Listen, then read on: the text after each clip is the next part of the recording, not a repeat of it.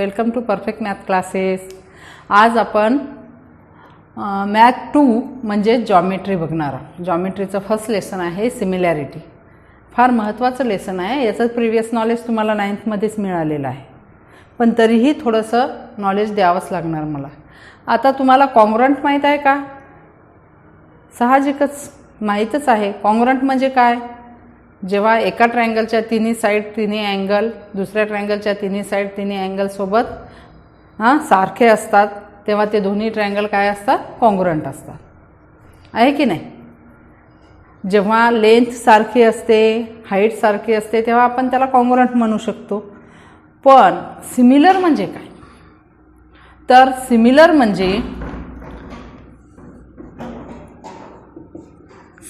म्हणजे दिसायला शेप तर शेप सारखाच, परंतु त्याच्या साईडची जी मेजर आहे, साईडचे जे मेजर आहे ते कसं राहणार? रेशोमध्ये राहणार। अँगलचं मेजर तेच राहणार, पण साईडचं मेजर कसं राहणार? रेशोमध्ये। जसं आता आपण घर बांधतो, घर बांधताना आपल्याला नकाशा काढावा लागतो की नाही? बघा, आता नकाशा कुठं असते? छोट्याशा कागदावर नकाशा असते, छोट्याशा कागदावर। आणि आपलं घर मात्र किती मोठ्या जमिनीवर तयार होते, त्या कागदावरूनच। तो कागद म्हणजेच तो नकाशा हे त्या घराचं काय आहे? सिमिलर रूप आहे। त्यावरूनच आपलं घर बनल्या जाते, मोठं घर। पण आपलं त्या घराचं काय आहे? ते सिमिलर रूप आहे। म्हणजे तो नकाशावरून आपण ते घर काढतो।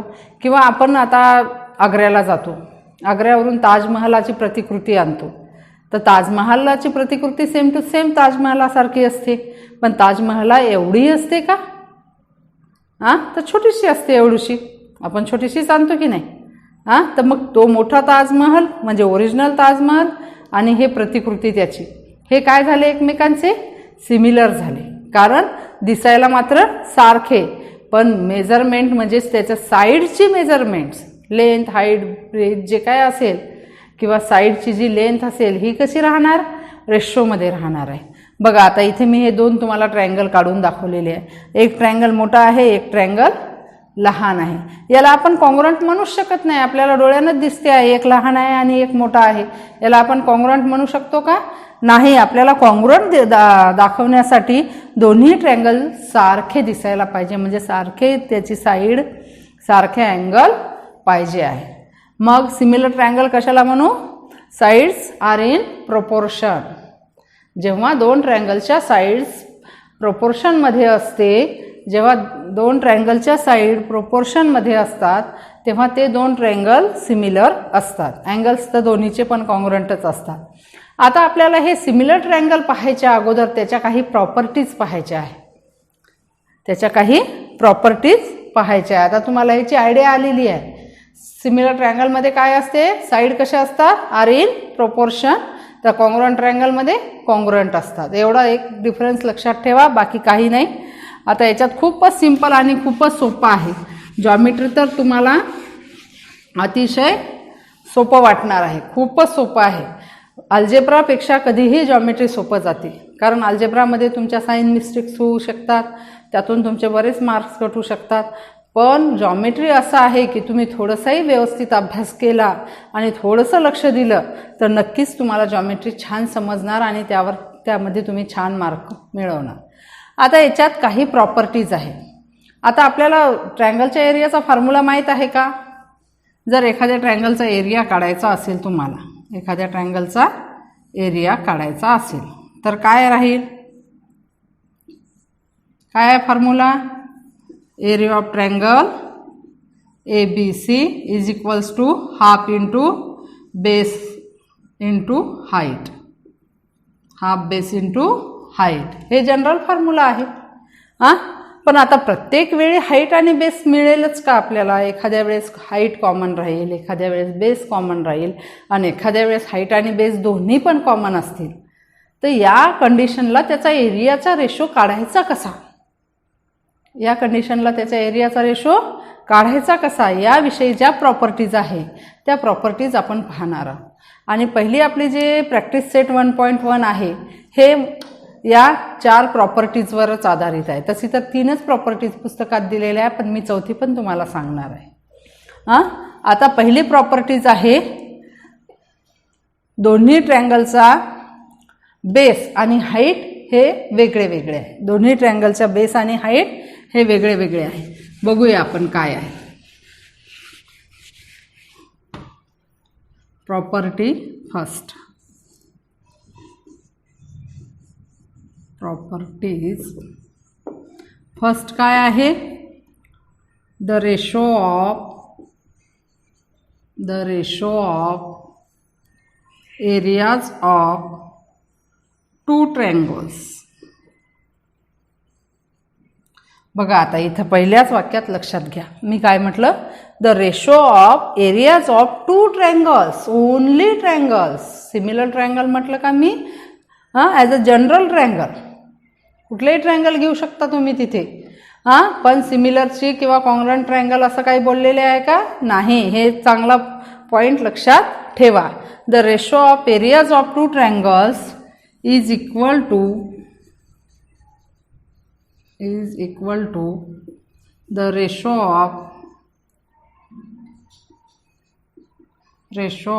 product of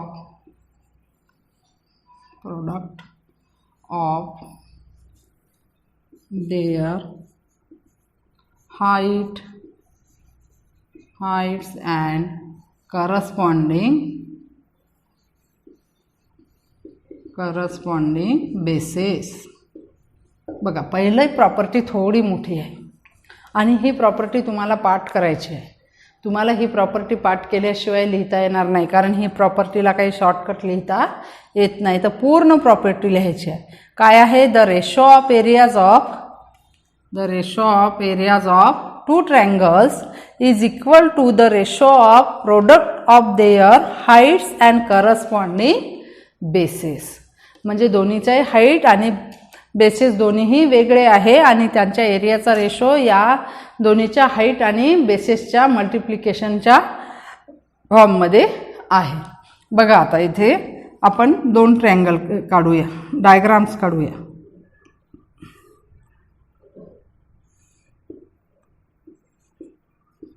ABC आणि AD. आता AD काय झाली बरं?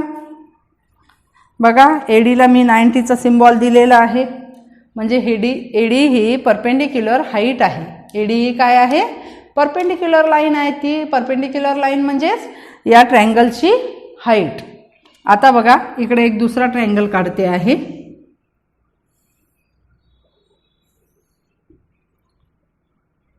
PQR.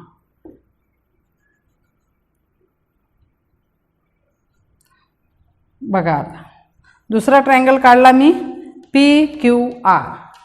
आता PQRची हाईट कोणती राहील बरं? बघा यात परपेंडिक्युलर लाईन कोणती आहे? PS. कारण हा ट्रायंगल आपला असा आडवा आहे, थोडासा वेगळ्या पद्धतीचा आहे. तर इथं हाईट आपल्याला एक अशी काढता येईल किंवा अशी काढता येईल.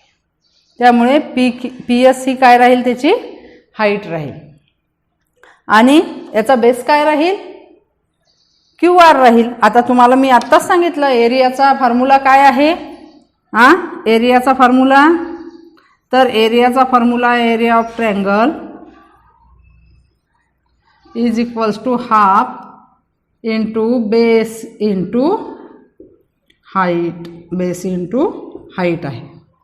तर आता या ट्रायंगलचा घेऊ आणि या ट्रायंगलचा घेऊ.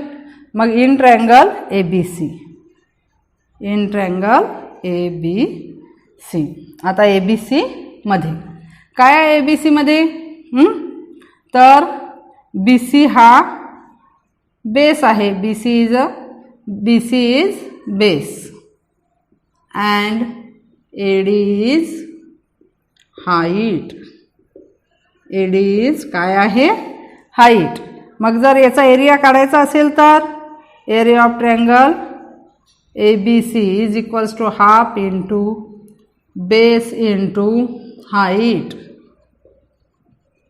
आता बेस इंटू हाईट टाका बरं. Area of triangle ABC is equal to half into base. Base काय आहे याचा, मी आत्ताच लिहिला पहा. बेस आहे BC इंटू हाईट आहे AD. झाला, याला 1 नंबर देऊन द्या. आता आपण काढूया PQRचा. In triangle PQR. PQR is base and PS is height आहे. मग इथे एरिया जर काढायचा असेल तर area of triangle PQR is equals to half into base into height. आता area of triangle PQR is equals to half into base काय आहे बरं, याचा बेस आहे QR इंटू हाईट आहे PS 2. बघा आता आपण काय पाहतोय, सिमिलर पाहतो. सिमिलॅरिटी चॅप्टर आहे आपलं पहिलं चॅप्टर काय आहे, सिमिलॅरिटी. आणि सिमिलॅरिटीमध्ये कधीही साईड कशा असतात, रेशोमध्ये. म्हणजेच त्याचा एरियाचा जो काही आपल्याला घ्यायचा आहे इथे या प्रॉपर्टीजनुसार तो पण रेशोमध्येच घ्यावा लागणारा एरिया. म्हणून आपण इथे दोन्हीचा रेशो काढू. दोन्हीचा काय काढू, मग area of triangle ABC upon area of triangle PQR is equals to half into BC into AD, half into QR into PS. पहा आता इथं BC AD QR PS सर्व वेगळे वेगळे आहे, परंतु हाफ सारखा आहे. मग इथं आपण हाफ कॅन्सल करू की नाही. बघा आपल्या प्रॉपर्टीजमध्ये कुठं आहे का ratio of product of half म्हणते का, नाही म्हणत ना. म्हणून इथं हाफ कॅन्सल करूया. मग काय येईल answer, therefore area of triangle ABC upon area of triangle PQR is equals to BC into AD upon QR into PS. ही झाली पहिली प्रॉपर्टी तुमची. तुम्हाला ही पहिली प्रॉपर्टी चांगली लर्न करून घ्यायची आहे. तुम्हाला जर लिहून घ्यायची असेल तर लिहा, नाहीतर बुकमध्ये आहेच. आता पाहायची आहे आपल्याला सेकंड प्रॉपर्टी. बघा आता ही प्रॉपर्टी तुम्हाला चांगली लर्न करायची आहे, कारण डायग्राममधून तुम्हाला हाईट बेस ओळखता आले पाहिजे. दोन्ही याचे बेस सारखे आहे का, दोन्ही याची हाईट सारखी आहे का, हे बघायचं आहे तुम्हाला इथे चांगलं व्यवस्थित. हे याच्यावर जर तुम्ही कॉन्सन्ट्रेशन द्याल तर तुमचं 1.1 प्रॅक्टिस सेट अतिशय इझी जाणार आणि त्या 1.1चा आलेला प्रॉब्लेम तुम्हाला पूर्ण मार्क देऊन जाईल. इतकं सोपं आहे, काहीही अवघड नाही. फक्त थोडंसं कॉन्सन्ट्रेशननं लक्ष देणे, थोडीफार इथं घोकणपट्टी म्हटलं तरी चालेल. हे कारण प्रॉपर्टी आपल्याला पाठच करायची आहे, पुढे थेरम्सच्या स्टेटमेंट आपल्याला पाठच करायच्या आहे, त्यावरून आपल्याला बरंचसं साध्य होईल. बघा आता यालाच आपण गिवन टू प्रूव्ह आणि प्रूफ यामध्ये पण आपण ही प्रॉपर्टी लिहू शकतो, किंवा असंही लिहिली तरी काही हरकत नाही. आता आपण प्रॉपर्टी, आता फर्स्ट प्रॉपर्टी आपण पाहिली, आता सेकंड बघूया. सेकंड काय आहे, the ratio of areas of two triangles with equal heights is equal to the ratio of their corresponding bases. बघा पहिल्या प्रॉपर्टीमध्ये बेस आणि हाईट दोन्हीही वेगळे वेगळे होते, पण इथे काय म्हणते, इक्वल हाईट्स. काय म्हणत आहे, इक्वल हाईट्स. तर आपण इथेही डायग्राम पाहूया, शॉर्टकट सांगते बिलकुल, कारण तुम्हाला वाटेल इतक्या मोठ्या मोठ्या प्रॉपर्टीज सांगत आहे तर आपल्याला तेवढ्या मोठ्या मोठ्या लिहाव्या लागतील. प्रॉपर्टीज नाही लिहाव्या लागत जास्त मोठ्या, फक्त प्रॉपर्टीज आपल्याला शॉर्टकट लिहायच्या आहेत. आपण प्रॅक्टिस सेट 1 मध्ये बघूच या तसं.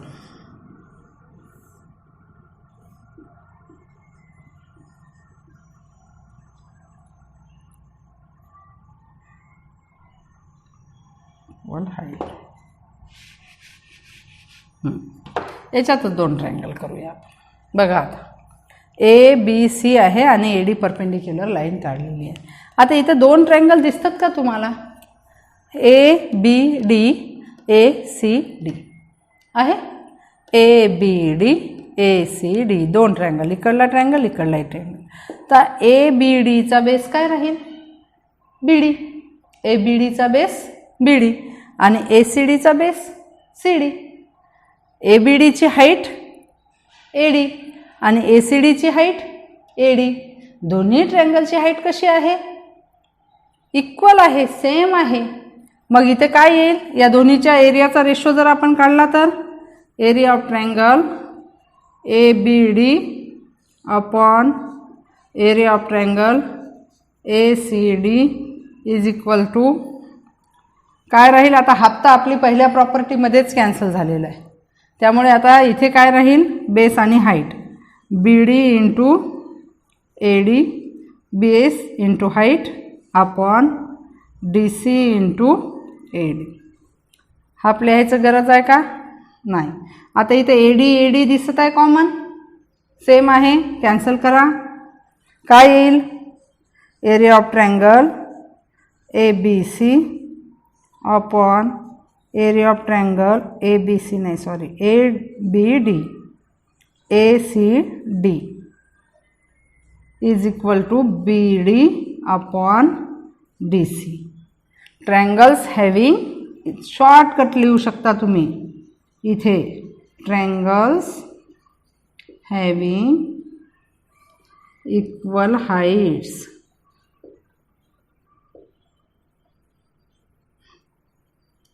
आलं लक्षात?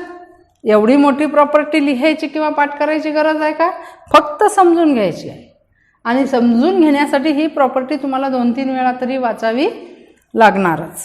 बघा AD cancel, BC into DC. आता जर तुम्हाला जर इथे सिम्बॉलमध्ये लिहायचं असेल तरी असं लिहू शकता A1 upon A2 equal to काय आहे? हा बेस म्हणजेच B1 अपॉन B2. कारण इथं काय सांगितलेलं आहे? Corresponding bases. पहिल्या प्रॉपर्टीसाठी आपण असंच लिहू शकलो असतो A1 upon A2 B1 into H1 upon H1 into H2. Sorry या, मी काहीतरी वेगळं बोलले. A1 upon A2 equal to B1 into H1 upon B2 into H2. आता इथे हे सिम्बॉलही लक्षात ठेवलं तरी चालेल किंवा जसं आहे तसं लक्षात ठेवायचं आहे. आलं लक्षात? इथं काय आहे? हाईट सेम आहे. आता इथे जशी हाईट सेम आहे तसंच आता काय राहणार? बेस सेम, म्हणजे इक्वल बेसेस. इथं काही चेंज होणार आहे का? इथं फक्त इथे ही हाईट काढायची आहे, बेस टाकायचा आणि इथे बेसिस काढून हाईट टाकायची. आलं लक्षात? तिसरी प्रॉपर्टी. दुसरी प्रॉपर्टी पुन्हा एकदा वाचून दाखवू.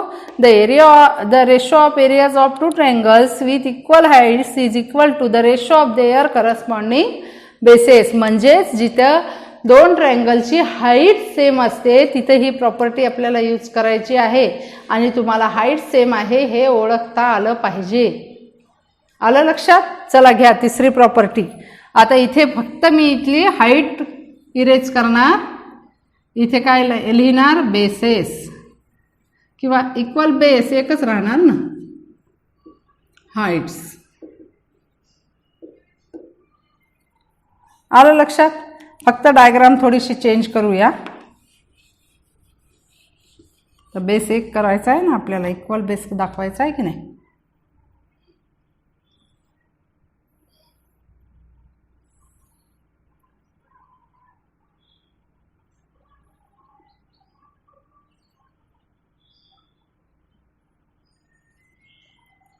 दिसते? हाईट काढली.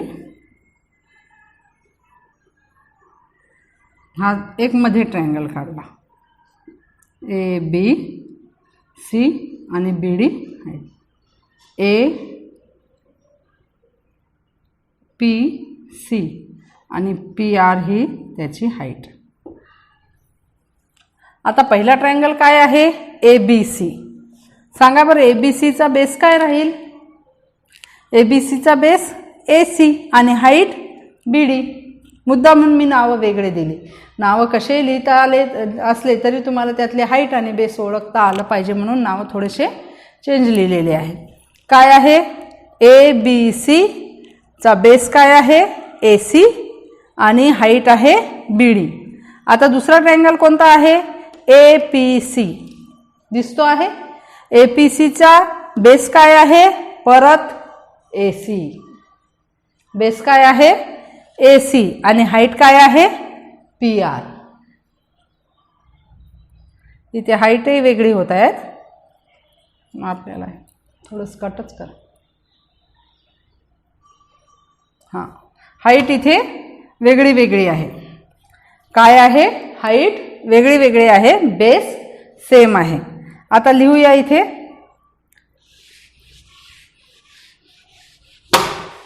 बघा काय येईल इथे area of triangle ABC upon area of triangle APC is equals to base काय आहे AC इंटू हाईट काय आहे BD. इथे बेस काय आहे AC इंटू हाईट आहे PR. पहा बेस आहे AC.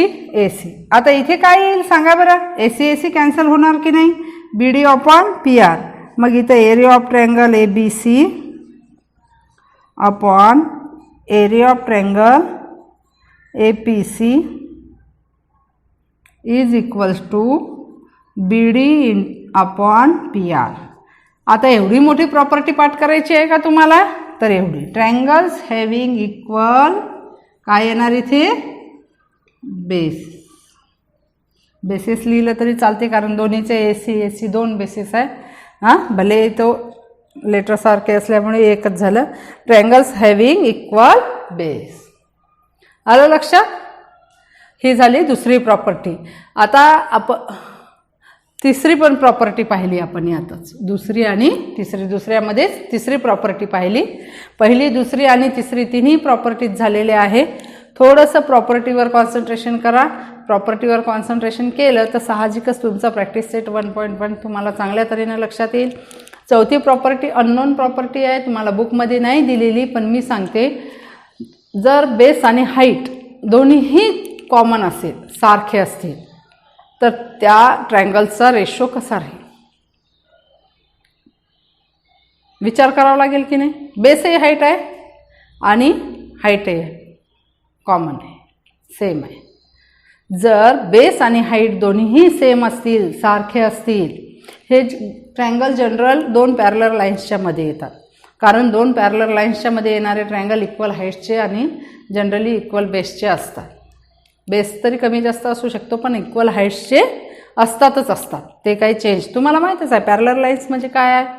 हां दोन अशा पॅरलर लाईन आहे की ज्या सरळ जातात आणि त्यामध्ये त्यांची हाईट कमी जास्त होत नाही. तर त्या ट्रायंगल्सची हाईट कशी कमी जास्त होऊ शकते नाही होऊ शकत ना. म्हणून दोन पॅरलर लाईन्सच्या मधले ट्रायंगल असे असतात की त्यांची हाईट इक्वल असते आणि त्यांचा बेस देखील बरेच वेळा इक्वल असतो. तर चौथी प्रॉपर्टी म्हणून आपण घेऊ शकतो बेस आणि हाईट दोन्हीही इक्वल असेल तर त्या ट्रायंगल्सच्या एरियाचा रेशो 1:1 असतो किंवा 1/1 असतो. आलं लक्षात. आता आपल्या ह्या सगळ्या चारही प्रॉपर्टीज झालेल्या आहे. उद्या आपल्याला घ्यायचा आहे प्रॅक्टिस सेट 1.1. नेक्स्ट व्हिडिओमध्ये पाहूया आपण प्रॅक्टिस सेट 1.1.